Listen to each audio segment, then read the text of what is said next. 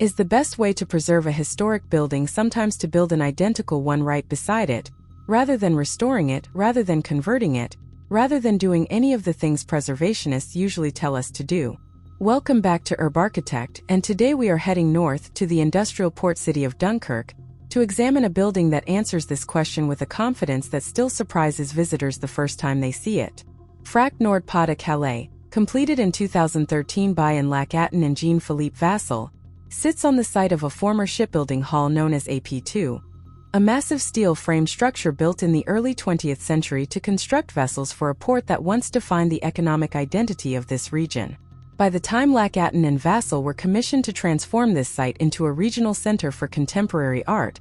the shipbuilding industry that once animated Dunkirk's waterfront had largely collapsed, leaving behind a landscape of empty warehouses, rusting infrastructure, and enormous industrial volumes with no obvious future use. This is a familiar story across post-industrial Europe, the slow abandonment of manufacturing landscapes, and the difficult question of what to do with the monumental structures they leave behind. Do we demolish them and start fresh? Do we gut them and insert something entirely new inside their shells? Or do we find some third path that respects what already exists while still allowing genuinely new architecture to emerge? Lacaton and Vassal chose a solution so conceptually simple that it initially reads almost like a provocation. They decided to preserve the AP2 hall almost entirely as found, and then construct an entirely new building beside it, identical in height, identical in width, identical in length, essentially a twin volume standing shoulder to shoulder with the original structure. This decision deserves careful unpacking, because it represents one of the clearest built statements of the philosophy that would eventually define this practice's entire career: the belief that existing structures should never be erased, only added to, that demolition represents a failure of imagination rather than a necessary step toward progress. Instead of treating the old shipbuilding hall as an obstacle to be removed or a shell to be gutted and reprogrammed, Lacaton and Vassal treated it as a found object of considerable architectural value. Its riveted steel trusses, its vast uninterrupted span, its raw industrial materiality, all preserved with only the most necessary interventions for safety and weatherproofing. The hall retains its rough concrete floor, its exposed structural frame, its cavernous unheated volume, essentially functioning today much as it did decades ago. Except now it hosts sculpture installations and temporary exhibitions instead of ship hulls under construction. Walking through this space, visitors encounter almost no curatorial mediation, no false ceilings, no polished gallery finishes designed to neutralize the building's industrial character, and this rawness becomes an essential part of how contemporary art is experienced within it, framed not by white cube neutrality, but by the genuine physical memory of the region's industrial past. Beside this preserved hall stands the new building, and here is where the project becomes genuinely fascinating from an architectural theory standpoint, because rather than designing a contrasting contemporary form, the kind of dramatic titanium-clad addition so many museum expansions favor, Lacaton and Vassal instead built a volume of identical dimensions, wrapped in a transparent polycarbonate skin remarkably similar in spirit to the material language we discussed in our previous video on their Lacaton house. This is not a coincidence, it is a continuation of a material philosophy: the use of industrial greenhouse technology as a means of enclosing enormous volumes affordably while maintaining transparency, natural light, and a strong visual dialogue between interior and exterior.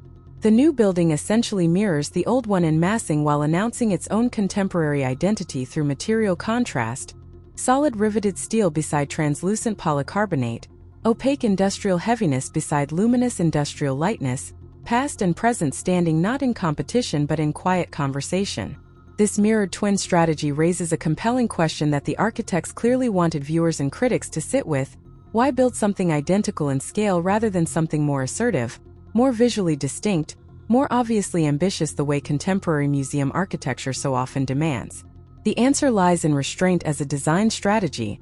a deliberate refusal to let the new structure overshadow or compete with the historical hall beside it. Instead of architecture as spectacle, we get architecture as respectful counterpart, a building content to occupy the same footprint, the same silhouette, the same scale as its neighbor, allowing the conversation between old and new to happen through material and transparency rather than through formal competition or sculptural gesture. This is adaptive reuse pushed toward an almost philosophical extreme, Not reuse of the building's interior program, but reuse of its very proportions, its very presence in the landscape, replicated rather than reinvented. Inside the new twin volume, visitors find exhibition spaces of extraordinary flexibility, vast open floors capable of accommodating installations at almost any scale, from intimate video pieces to room-sized sculptural environments, the polycarbonate envelope filtering daylight into a soft, even glow that changes subtly throughout the day and across seasons, giving curators a naturally shifting light quality that artificial gallery lighting struggles to replicate.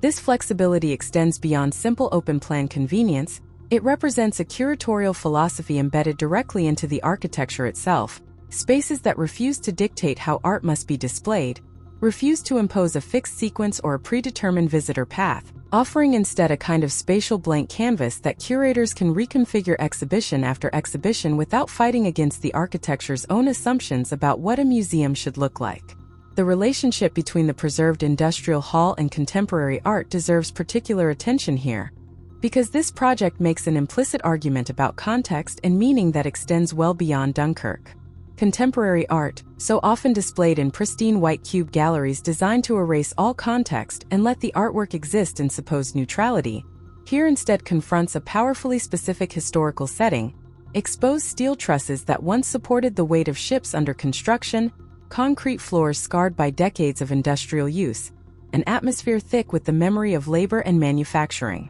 This context does not disappear behind the art, it actively participates in how the art is read, creating a dialogue between contemporary creative production and the industrial heritage of a region whose economic identity was built on exactly this kind of heavy manufacturing labor. Some critics initially questioned whether this rawness compromised the museum's ability to present certain kinds of contemporary work, whether the building's assertive industrial character might overwhelm more delicate or conceptually subtle pieces, and this remains a legitimate curatorial challenge that FRAC's curators continue to navigate exhibition by exhibition. Yet this same criticism could equally be framed as praise, the acknowledgement that this building refuses the false neutrality of conventional museum architecture, and instead offers something more honest, a space that openly declares its history rather than pretending to exist outside of time and place. The economical use of materials throughout this project deserves equal attention, because once again we see Lacaton and Vassal achieving an enormous volume of usable space for a construction budget that would typically produce something far more modest.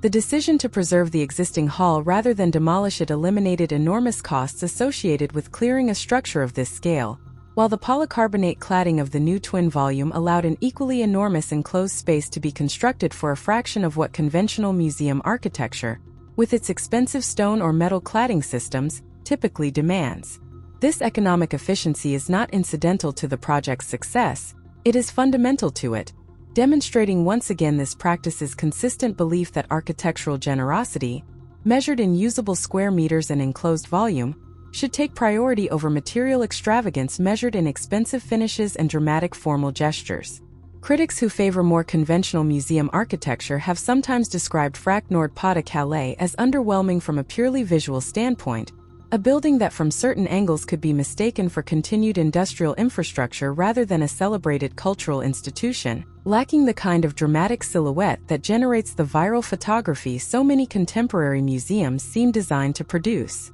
This criticism, much like similar criticism directed at the Latopi House years earlier, reveals more about our cultural expectations of what museum architecture should look like than it does about any actual failure of this particular building. Lacaton and Vassal were never interested in producing an iconic silhouette for architectural tourism. They were interested in producing generous, flexible, affordable cultural space that respected the specific history of its site, and by that measure the project succeeds unambiguously. Supporters and architectural historians have increasingly come to view FRAC NORD Calais as one of the clearest built manifestos of this practice's entire philosophy, a project where every major decision, the preservation of the existing hall, the identical twin massing of the new addition, the transparent industrial cladding, the flexible undifferentiated exhibition floors, all point back toward the same consistent belief system, the conviction that architecture's highest responsibility is never to demolish what already carries value,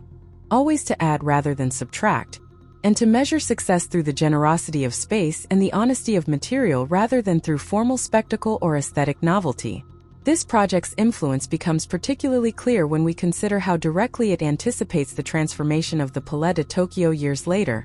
another project where Lacaton and Vassal expanded a cultural institution's usable space dramatically by exposing and reclaiming raw structural volumes rather than closing them off behind conventional finished gallery walls, again preferring rough authenticity over polished neutrality, again preferring expansive flexibility over prescribed spatial sequence. The consistency of this philosophy across projects separated by years and typologies, from private housing to public museums to social housing towers, reveals something significant about how deeply held these principles actually are within this practice, not a stylistic signature applied project to project, but a genuine ethical position about what architecture owes to existing structures, to limited budgets, and to the people who will eventually occupy the spaces being designed. This brings us to a question that FRAC NORD Pas de Calais forces us to confront directly: should new architecture compete with history, asserting its own contemporary identity through dramatic contrast and formal ambition, or should it coexist alongside history, accepting the discipline of matching scale, respecting existing proportion, and allowing dialogue to emerge through material and transparency, rather than through competitive spectacle? The conventional architectural instinct, particularly within cultural and museum architecture, tends strongly toward competition, toward the assumption that new additions must announce themselves emphatically to justify their own contemporary relevance beside historical structures. FRAC NORD Pas de Calais offers a compelling counter-argument, suggesting that coexistence, that quiet formal deference paired with material honesty, can produce architecture of equal if not greater cultural significance, precisely because it resists the temptation toward spectacle and instead prioritizes genuine dialogue between past and present. The preserved AP2 hall and its transparent twin do not compete for attention, they share it, each amplifying the other's character through contrast rather than through opposition, industrial heaviness beside industrial lightness, historical memory beside contemporary flexibility, and in doing so they offer architecture students and practicing architects alike a genuinely useful alternative model for how adaptive reuse projects might proceed when facing similarly significant industrial heritage sites. Perhaps the most enduring lesson from Dunkirk is not found in any single formal decision but in the overall attitude the project embodies, the patience to work with what already exists rather than against it, the discipline to let restraint become a design strategy in its own right, and the confidence to trust that architectural generosity, measured honestly in usable space and material integrity, will ultimately outlast whatever fleeting visual drama a more competitive design approach might have produced. If this exploration of FRAC NORD Pas de Calais changed how you think about adaptive reuse and the relationship between contemporary architecture and industrial heritage, consider subscribing to UrbArchitect for more analytical deep dives into the project's reshaping how we think about preservation and cultural space.